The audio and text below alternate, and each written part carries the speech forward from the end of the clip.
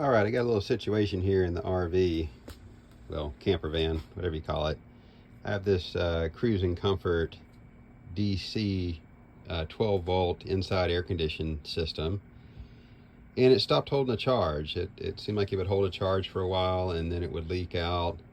It would hold a vacuum for hours and then it would eventually, after I charged it, the Freon would leak out somewhere, and I couldn't figure out where it was. I think I finally figured it out.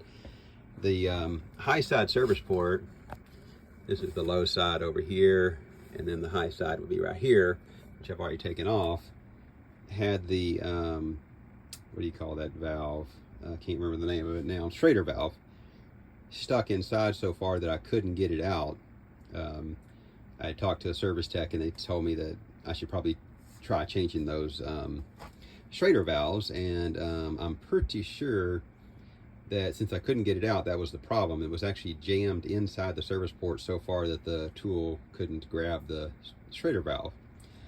Anyway, so I got it off now, and my plan here is to braze that back on. I got the parts coming here another day or so. Got to get my torch gas and all that stuff. But I'm going to try to braze for the first time. I've never brazed before, but I'm going to try to braze on a, I believe it's a brass fitting. I don't have it yet, but I don't think that's copper. I think it's brass. And of course, it'll be brazing brass to copper. So I got some 5% silver brazing rods and some flux. And I'm going to try to braze that on there. Been watching YouTube videos to learn how to do it. So that's my plan. We'll see what happens here. You're supposed to add some flux when you're brazing copper to brass. So that's what I'm going to do, but also want to have very little bit of flux apparently, because it can add residue inside the system. So I'm just going to put a really thin layer, and hopefully that's enough. All right, this port looks nice and clean. I've already sanded that down. So I think my plan here is I'm going to heat up this guy kind of up in this direction. You know, I should probably get some paper or some wet stuff on there to keep from burning it. All right, that should do it. These are just some wet rags. Help control the heat here in case I hit the places I don't need to hit. So I'm going to heat this up.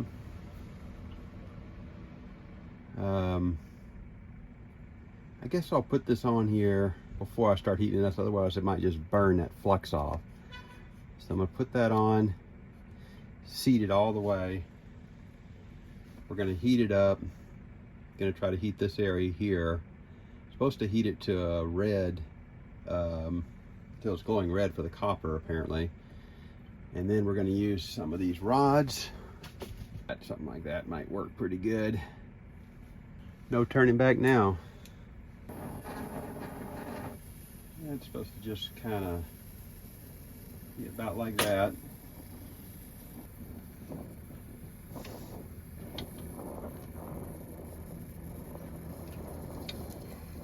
Try to keep it here where I'm not pointing it toward the unit. Get it kind of evenly heated. It's supposed to flow toward the heat, so I'm going to heat it obviously kind of toward this area here.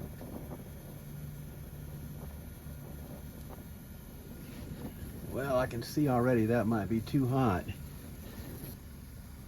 see if that makes any difference. I can kind of see a little bit of, I think, trying to melt that plastic or brass a little bit, so I don't want to do that. I just want it to get hot enough to melt this stuff, and it has to be able to flow.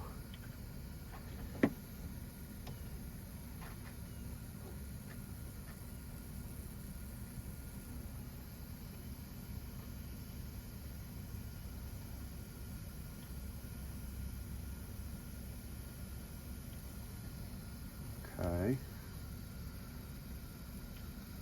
All right, that looks like it's actually trying to flow. So let me get the bottom side.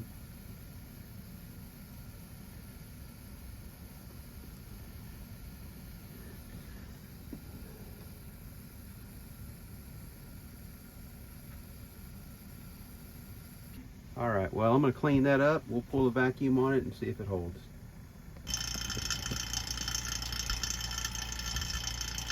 All right, so I got it all hooked back up, pulling a vacuum. I do have neg 30 on the bars for both sides, low and high. Had a little bit of trouble trying to get the Schrader valve into the high side. I don't know if I might have, I don't know, had a burr or something inside of that brass fitting, but it went in after I kind of worked with it a little bit just fine. I did feel it seat into the place where it's supposed to, you know, be the place where it's supposed to be when it's fully tightened.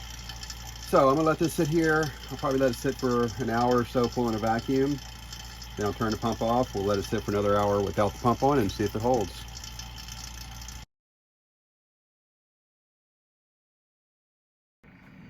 Okay, well, good news is this does seem to be holding.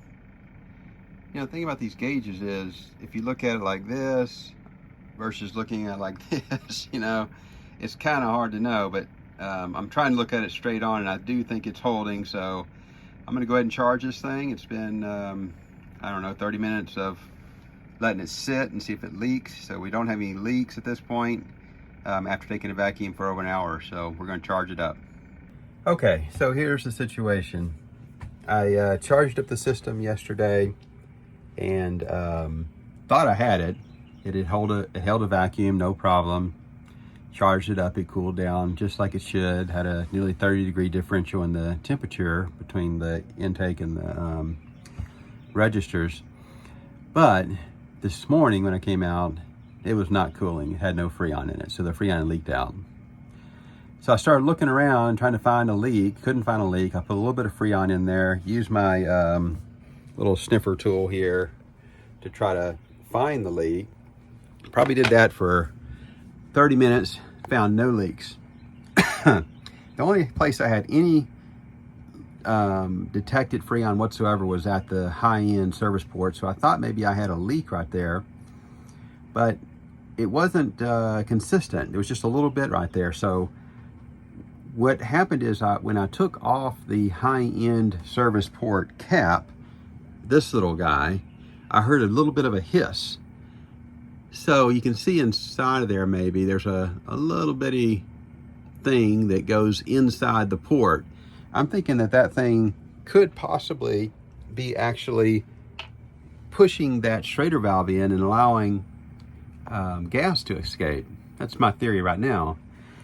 So today I vacuumed the system again, and I let that vacuum run for an hour plus, and I have been letting it sit, holding that vacuum now since, I would say,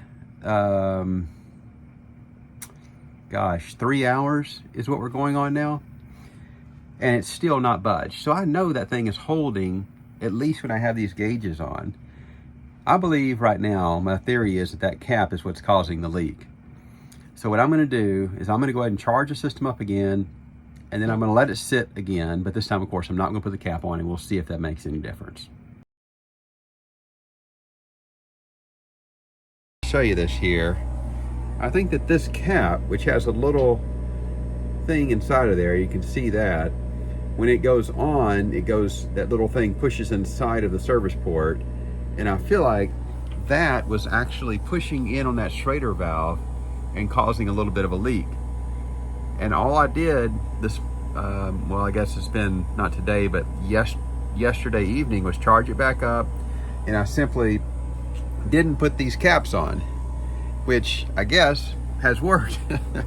So I guess it's possible that all of this issue could have been due to those caps pushing in on the Schrader valve. Now the Schrader valve wouldn't come out, that's for sure. So it must have been damaged in some way. It's possible that, again, I damaged it when I was putting on the manifolds. Anyway, it seems to be working now. You can see here, let's see if I can get a shot of the temperatures. Got a temperature here. That one's 81 degrees. And then up here, it's a little under 50 degrees. So I think we're good to go. I'll check it again tomorrow morning. If everything's holding at that point, I think we finally got it.